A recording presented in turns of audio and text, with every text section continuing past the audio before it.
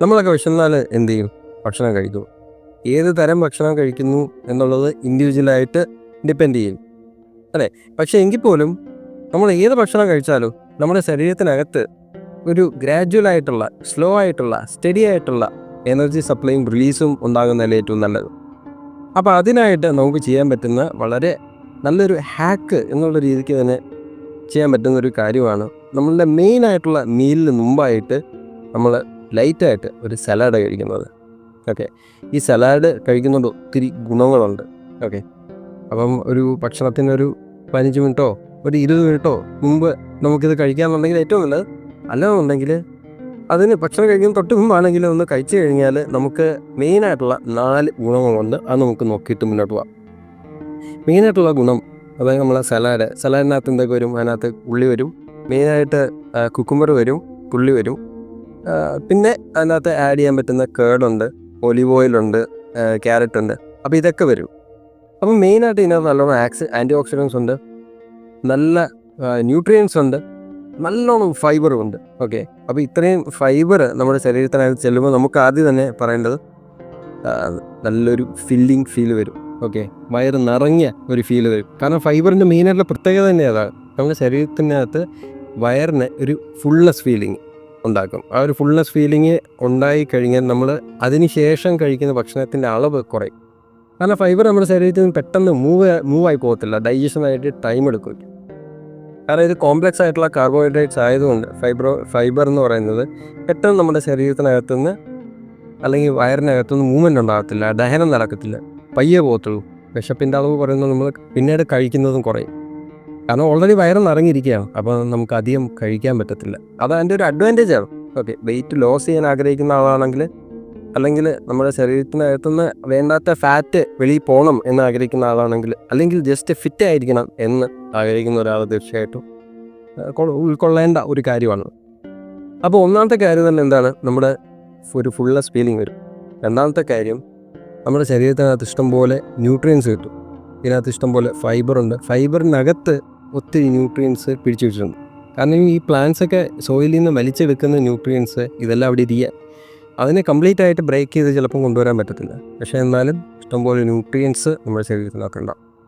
മൂന്നാമത്തെ കാര്യം, ഈ ഫൈബർ ചെറുതായിട്ട് ഒന്ന് ദഹിച്ച് വന്ന് തുടങ്ങുമ്പം അതൊരു കോട്ടിങ് നമ്മുടെ ഒരു ഇൻറ്റസ്റ്റൈൻസിനകത്ത്, ചെറുകുടലിനകത്ത് ഉണ്ടാക്കും.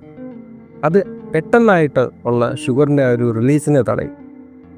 അതുകൊണ്ട് തന്നെ ഷുഗർ സ്പൈക്കുകൾ ഉണ്ടാകത്തില്ല, നമ്മുടെ എനർജി പെട്ടെന്ന് ക്രാഷ് ആകത്തില്ല. ഓക്കെ, അപ്പോൾ സ്റ്റഡി സപ്ലൈ കിട്ടും എനർജിയുടെ. ശരീരത്തിന് എല്ലാ രീതിയിലും നല്ലതാണ്. ശരീരത്തിന് കൂടുതലായിട്ട് ഡൈജസ്റ്റ് ചെയ്യാൻ പറ്റും. ആ ഡൈജസ്റ്റ് ചെയ്യാനെ ഗ്രാജുവലി അബ്സോർവ് ചെയ്യാൻ പറ്റും. ഗ്രാജുവലി അബ്സോർവ് ചെയ്യുന്നതിൻ്റെ പ്രത്യേകത വെച്ച് കഴിഞ്ഞാൽ ദഹനം കുറച്ചുകൂടെ ക്ലിയർ ആയിട്ട് നടക്കും. അബ്സോർബ് ആകുന്നത് കൂടുതലായിട്ട് എഫക്റ്റീവായിട്ട് വിനിയോഗിക്കാൻ പറ്റും നമ്മുടെ ശരീരത്തിനകത്ത്. ലിവറിന് കുറച്ചുകൂടെ ഫങ്ഷൻ, ആ ഒരു സ്ട്രെസ്സ് കുറയും. കുറച്ചുകൂടെ ഗ്രാജുവലായിട്ട് പെർഫോം ചെയ്യുന്ന കാര്യം നല്ലോണം ചെയ്യാൻ പറ്റും. ഫങ്ഷൻ ഇമ്പ്രൂവ് ചെയ്യും. അപ്പോൾ അതുകൊണ്ടാണ് നമ്മൾ പറയുന്നത് ഭക്ഷണം കഴിക്കുമ്പോൾ നല്ലോണം ചവച്ച് സമയമെടുത്ത് കഴിക്കണം എന്നുള്ളത്.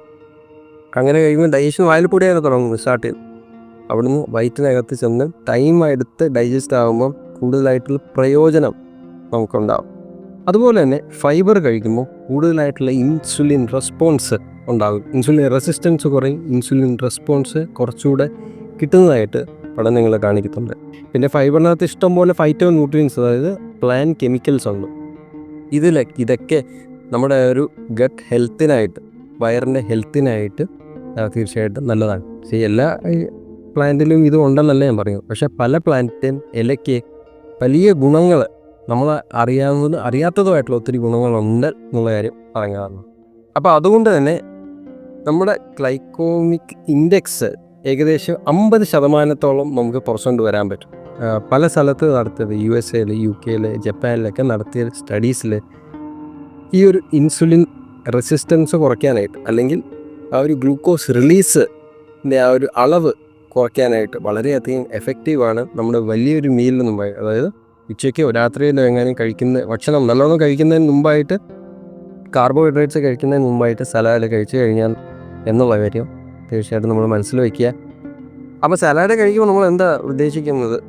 നമ്മൾ ഫൈബർ റിച്ച് ആയിട്ടുള്ള ഭക്ഷണമാക്കി കഴിക്കേണ്ടത്. ഓക്കെ, അതിൻ്റെ കൂട്ടത്തിൽ നമ്മൾ ഒരു ഗുലാബ് ജാമുൻ ഇട്ട് കഴിഞ്ഞാൽ അല്ലെങ്കിൽ ലഡു കഴിച്ച് കഴിഞ്ഞിട്ട് കാര്യമില്ല. ഫൈബറായിട്ടുള്ള ഭക്ഷണങ്ങൾ കഴിക്കുക. ഓക്കെ, അതാണ് ഏറ്റവും പ്രധാനം. അപ്പോൾ ഇതെന്ന് വെച്ച് കഴിഞ്ഞാൽ മെയിനായിട്ടൊരു സ്റ്റാർട്ടർ ഫുഡായിട്ട് നമ്മൾ കഴിക്കുന്നത് തീർച്ചയായിട്ടും നമ്മുടെ ശരീരത്തിന് ഗ്രാജുവലായിട്ട് വളരെയധികം ഗുണം ചെയ്യാവുന്ന ഒരു കാര്യമാണ്. അപ്പം വേറെ കാര്യങ്ങളൊന്നും നിങ്ങൾ മാറ്റം വരുത്തിയില്ലെങ്കിൽ, നിങ്ങളുടെ ഫുഡിനകത്ത് വലിയ മാറ്റങ്ങൾ വരുത്തിയില്ലെങ്കിൽ, കാർബോഹൈഡ്രേറ്റ്സ് കഴിക്കുന്നുണ്ടെങ്കിലും അതിന് മുമ്പായിട്ട് സലാഡ് കഴിച്ചു കഴിഞ്ഞാൽ നമ്മുടെ ഹെൽത്തിനെ വളരെയധികം അത് പോസിറ്റീവായിട്ട് ഇമ്പാക്റ്റ് ചെയ്യുന്നൊരു കാര്യമാണ്. തീർച്ചയായിട്ടും നിങ്ങളുടെ അഭിപ്രായങ്ങൾ അതുപോലെ തന്നെ അനുഭവങ്ങൾ താഴെ കമൻസിൽ മെൻഷൻ ചെയ്യുക. നമുക്ക് അതിനെക്കുറിച്ച് ഡിസ്കസ് ചെയ്യാവുന്നതാണ്.